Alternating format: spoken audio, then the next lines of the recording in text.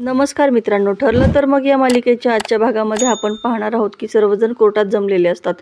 प्रिया नागराजला म्हणते की आजची हेअरिंग कशासाठी असेल. प्रश्न मला विचारेल की साक्षीला काही विचारेल. अर्जुनच्या हाती काही लागलं असेल का. तेव्हा प्रिया खूप घाबरलेली असते. नागराज म्हणतो की तू घाबरू नकोस, तुला जे काही प्रश्न विचारतील त्याचे न घाबरता उत्तर दे. इतक्यात जज तिथे येतात. अर्जुन त्याचं ओपनिंग स्टेटमेंट देतो. त्यावरती लगेचच दामिनी ऑब्जेक्शन घेते. खून साक्षीने केला हे अजून सिद्ध व्हायचं आहे, त्यामुळे अर्जुन सुभेदार यांनी प्लीज अशा क्रिएटिव्ह स्टोरी करू नयेत असं तिचं म्हणणं असतं. तेव्हा जज तिची मागणी मान्य करतात. अर्जुन म्हणतो जरी मी लेखक असतो तरीसुद्धा महिपत आणि साक्षी शिकरे यांच्यासारखे क्रिएटिव्ह लिखाण मला करता आलं नसतं. आणि आता त्यांना तुम्हीसुद्धा जॉईन झाला आहात. आणि जजला सांगतो की मला फक्त एवढंच म्हणायचं आहे, विलासचा जो मर्डर झाला तो चुकून झालेला नाही, तर तो प्री प्लॅन मर्डर होता आणि तो साक्षी आणि तन्वी या दोघींनी मिळून तो प्लॅन केला होता. प्रिया मात्र खूपच घाबरलेली असते. साक्षी देखील घाबरते. अर्जुन सांगतो की हा खुनाचा प्लॅन काही महिन्यांनी दामिनी ऑब्जेक्शन घेते आणि अर्जुन सुभेदारांना यांना काय बोलावं हे कळत नाही आहे, म्हणून बहुतेक ते बेछूट आरोप करत सुटलेत. माझी आशील तन्वी हिच्यावरचे सगळे आरोप मी अगोदरच खोडून काढलेत आणि प्रिया उर्फ तन्वी ही फक्त आय विटनेस आहे. मग दोघींनी मिळून प्लॅनिंग केलं वगैरे हा प्रश्नच कुठे येतो. अर्जुन सांगतो की या केसमधला एक पैलू अजूनही या कोर्टासमोर आलेला नाही आहे. जीवाभावाच्या मैत्रीची स्टोरी, ज्यांना मगाशी मिस दामिनी देशमुख स्टोरी म्हणाल्यात, ती खरी दोन जीवाभावाच्या मैत्रिणींची स्टोरी आहे. आणि याच जीवाभावाच्या मैत्रीवरती पडदा काढण्यासाठी मला मिस साक्षी शिकरे यांना विटनेस बॉक्समध्ये बोलवण्याची परवानगी हवी आहे. दामिनी कोर्टाला सांगते की माझ्या आशिलाची मानसिक स्थिती बरोबर नाही आहे, त्याच्यामुळे त्यांना विटनेस बॉक्समध्ये बोलावून कुठलेही प्रश्न विचारू नयेत. तेव्हा अर्जुन तन्वीला विटनेस बॉक्समध्ये बोलावतो. तन्वी खूपच घाबरलेली असते. अर्जुन तिला विचारतो की खून होण्याअगोदर तुझी आणि साक्षीची मैत्री होती का. तेव्हा प्रिया म्हणते की नाही, अजिबात नाही, कारण साक्षी फक्त एकदाच आश्रम विकत घेण्यासाठी एकदा आली होती, त्यानंतर डायरेक्ट कोर्टामध्येच, त्यानंतर आमचा कुठलाही कॉन्टॅक्ट नव्हता. अर्जुन म्हणतो की युअर ऑनर, मिस तन्वी सुभेदार यांचं असं म्हणणं आहे की त्यांची आणि साक्षी यांची मैत्री नव्हती, त्या अगोदर कधीही भेटल्या नाही असं त्यांचं मत होतं. तेव्हा तन्वी पुन्हा हो असं म्हणते. अर्जुन म्हणतो की मला कोर्टाला एका कॅफेमधलं CCTV फुटेज दाखवण्याची परवानगी हवी. आता असं म्हणून तो एक फुटेज स्क्रीनवरती दाखवतो. त्यावेळेस सगळेच घाबरलेले असतात. तन्वी, साक्षी घाबरूनच एकमेकींकडे पाहत असतात. सगळ्यांच्या नजरा स्क्रीनवरती असतात. अर्जुन सांगतो की या फुटेजवरची तारीख आणि टाईम दोन्हीही व्यवस्थित दिसत असेल. ही तारीख विलासच्या खून होण्याच्या अगोदर काही दिवसांपूर्वीची आहे. यामध्ये स्पष्ट असं दिसतंय की प्रियाने साक्षीकडून पैसे घेतलेत. अश्विन म्हणतो हे सगळं काय आहे काका. तेव्हा रविराज म्हणतो मलाही काहीच कळत नाही आहे, म्हणजे तन्वी आपल्याशी खोटं बोलली. अर्जुन म्हणतो तू तर साक्षीला ओळखतच नव्हतीस, मग तुम्ही भेटलात का आणि इतके पैसे तू साक्षीकडून का घेतलेस. तेव्हा प्रिया अडखळायला लागते, मम करू लागते. तेव्हा अर्जुन म्हणतो की तुझी ब क सगळी बाराखडी ना जपून ठेव, अजून खूप तुला प्रश्नांची उत्तरं द्यायची आहेत, तेव्हा ती कामाला येईलच. अर्जुन तिला विचारतो की तुझी आणि साक्षीची मैत्री होती ना अगोदर, नाहीतर तुम्ही कॅफेमध्ये का भेटताल.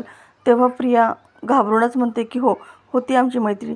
म्हणजे मला आत्ता आठवतं आहे थोडं की आम्ही एका समाजसेवी कार्यक्रमामध्ये भेटलो होतो आणि तेव्हा तिला कळालं की मला फॅशन डिझायनिंगची खूप आवड आहे आणि तिथे माझ्याकडे पैसे नव्हते, म्हणून दुसऱ्या दिवशी ती कॅफेमध्ये मला भेटली आणि मला तिने पैसे दिले होते. अर्जुन म्हणतो बस एवढंच, म्हणजे आणखी काही नाही ना, भेटीगाठी, आणखीन कॉफी, आणखीन पैसे आणि आश्रम ताब्यात घेण्याचं प्लॅनिंग यापैकी काही नाही ना. तेव्हा साक्षी खूपच घाबरलेली असते आणि तन्वीला तर काही बोलावं काही सुचतच नाही, पण ती खोटं बोलण्यामध्ये एक्सपर्ट असते. ती बरोबर ती वेळ सावरून नेते. दामिनी पुन्हा अर्जुनच्या स्टेटमेंटवरती ऑब्जेक्शन घेते. तेव्हा अर्जुन म्हणतो की तुम्ही तुमचा हा आवाज ऑब्जेक्शन युअर ऑनर हा रेकॉर्ड का नाही करून ठेवत, म्हणजे तुमचा त्रास कमी होईल ना. दामिनी म्हणते की तुम्ही पुराव्याशिवाय बोलणं बंद करा, म्हणजे आपोआपच माझं ऑब्जेक्शन घेणंसुद्धा बंद होईल.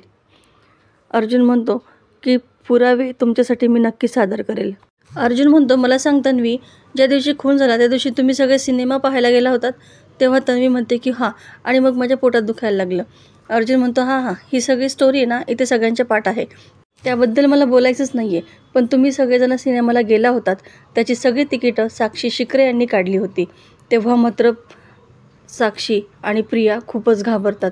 दामिनीला खूपच राग आलेला असतो, कारण हे गोष्टी तिला माहिती नसतात. अश्विनसुद्धा हे सगळं ऐकून खूप शॉक झालेला असतो. तन्वी म्हणते की नाही नाही, ती का काढेल आमची तिकीटं, तिने नव्हते काढली आमची तिकीट, हे सगळं खोटं आहे. तेव्हा अर्जुन म्हणतं खोटं आहे. ठीक आहे. लगेच अर्जुन काही डॉक्युमेंट कोर्टामध्ये सादर करतो आणि सांगतो की हे सगळे तिकीट्सचं जे पेमेंट आहे ते ऑनलाईन झालं होतं आणि ते साक्षी शिकरेच्या डेबिट कार्डवरून झालं होतं. तेव्हा जज ते डॉक्युमेंट पाहतात. जज म्हणतात की हे सगळे डॉक्युमेंट खरे आहेत. अर्जुन म्हणतो ज्याला तू खोटं म्हणत होतीस ते सगळे डॉक्युमेंट तर खरे निघाले. अर्जुन म्हणतो की आता तरी सांगशील की साक्षी शिकरेने तिकीट का काढली होती. लगेच प्रिया म्हणते की हां हां, आठवलं मला. तेव्हा अर्जुन हसतच म्हणतो तुझी मेमरी आज ट्यूबलाईटसारखी काम करते असं नाही तुला वाटत आहे? आधी ऑनच होत नाही आणि नंतर हळूहळू असा उजेड पाडते. मग आता आठवलं असेल तर पाड उजेड. तेव्हा सायली गालातल्या गालात हसू लागते. प्रिया म्हणते की आठवलं, साक्षी नेहमीच अशी चॅरिटीचे काम करते ना, मग त्यावेळेस मुलांची दया आली असेल तिला, त्यामुळे तिने तिकीटं काढून दिली असतील. आता हे सगळं ऐकून दामिनी कपाळालाच हात लावते, कारण तिचं खोटं हे धडधाकट सर्वांसमोर येत असतं.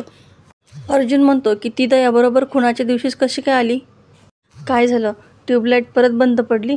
मी सांगतो नेमकी काय झालं होतं. कारण तुला आणि साक्षीला त्या दिवशी आश्रम पूर्णपणे रिकामा हवा होता, कारण तुम्हाला तिथं जाऊन आश्रमाचे पेपर शोधता यावे म्हणून, बरोबर की नाही? दामिनी ऑब्जेक्शन घेते आणि चॅरिटी म्हणून एखादं काम केलं तर त्याच्यामध्ये एवढं ऑब्जेक्शन घेण्यासारखं काहीच नाही आहे. तेव्हा अर्जुन म्हणतो की आहे, हे सगळं खुनाच्या दिवशी घडणं हा फक्त एक योगायोग असू शकत नाही, कारण त्या दिवशी त्यांना पेपर्स शोधायचे होते म्हणून त्यांनी हे सगळं घडून आणलं आहे. साक्षी आणि तन्वी यांच्यामधली मैत्री इतकी घट्ट होती की त्यांनी खून झाल्यानंतर साक्षीसाठी प्रियाने खोटी साक्षीसुद्धा दिली. महिपत म्हणतो काय गे साक्षी, हे सगळं असंच घडलं होतं का, आणि हे सुभेदारला कसं काय कळालं? तेव्हा साक्षीसुद्धा खूप शॉक झालेली असते. मलाही नाही माहिती अण्णा, हे कसं काय कळालं त्याला. दामिनी म्हणते की ऑलरेडी महिपतचा माणूस होता विलास असं तुम्ही सिद्ध केलं, आणि मग तो तिथं असताना साक्षीला एवढं सगळं प्लॅन करून तिथे पेपर शोधायला जायचं काय कारण होतं? अर्जुन सांगतो की विलास तिथे पेपर शोधायला नाही तर मधुभाऊंना कन्व्हिन्स करायसाठी पेरला गेला होता, आणि असंही पेपर शोधण्यासाठी विलासचा काही उपयोगही झाला नसता, कारण विलासला लिहिता वाचता येतच नव्हतं. जरी त्याला लीगल पेपर सापडले असते तरीसुद्धा त्याला ते कळलेच नसते, कारण तो अशिक्षित होता. म्हणून पेपर शोधण्यासाठी साक्षी शिकरेला स्वतः तिथे यावं लागलं. दामिनी म्हणते की पुन्हा नवीन स्टोरी, छान चाललंय. अर्जुन म्हणतो की मी पुराव्यांशिवाय काहीही बोलत नाही, आणि तो सायलीला विटनेस बॉक्समध्ये बोलावतो. अर्जुन विचारतो की तुम्ही कधी विलासला पेपर वगैरे वाचताना पाहिलं होतं का? तेव्हा सायली सांगते की कधीच नाही. उलट मी एकदा त्यांना नंबर लिहायला सांगितला होता तर त्यांना तो लिहिता आला नाही. ते म्हणाले की मला लिहिताच येत नाही.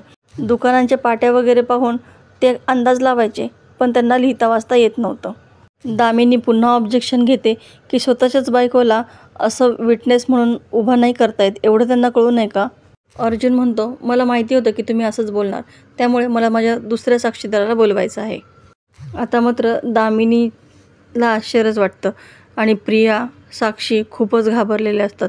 तर मित्रांनो, येणाऱ्या भागामध्ये आपण पाहणार आहोत की अर्जुन विलासच्या मर्डर केसची आणि मेसेज केल्याची तारीख आणि वेळ दोन्हीही कन्फर्म करायला सांगतो, आणि त्यावरून असा निष्कर्ष काढतो की त्या ठिकाणी तन्वीच्या स्टेटमेंटप्रमाणे फक्त साक्षी आणि विलास आणि मधुभाऊ होते.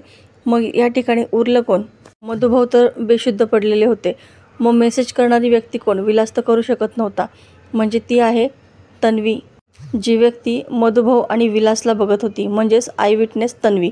आता हे ऐकल्यानंतर मात्र सर्वांनाच खूप मोठा धक्का बसलेला असतो. तर मित्रांनो, आजचा एपिसोड तुम्हाला कसा वाटला हे कमेंटमध्ये नक्की सांगा. अशाच नवनवीन व्हिडिओ अपडेटसाठी चॅनलला सबस्क्राईब करा. नोटिफिकेशनसाठी बेल आयकॉन अवश्य दाबा. व्हिडिओ पाहिल्याबद्दल धन्यवाद.